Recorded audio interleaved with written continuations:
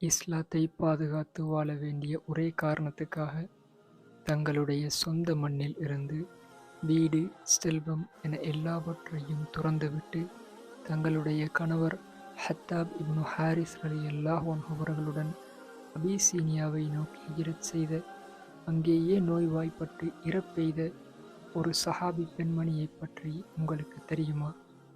அவர்களுடைய பேருதான் ஃபுகையா பின்த் யஸார் ரலியல்லாஹு அன்ஹா.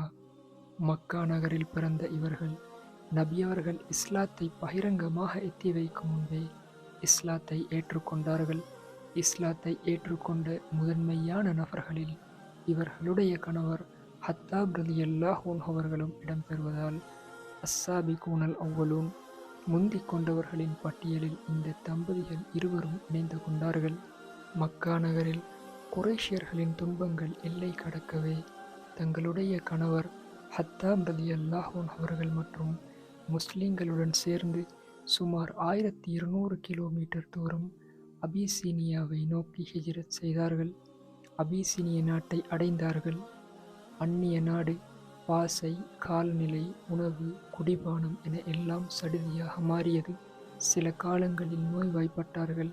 அங்கேயே இறப்பெய்து அடக்கம் செய்யப்பட்டார்கள். இஸ்லாமிய வரலாற்றில் இவர்களை பற்றிய அதிகமான செய்திகள் பதியப்படவில்லை.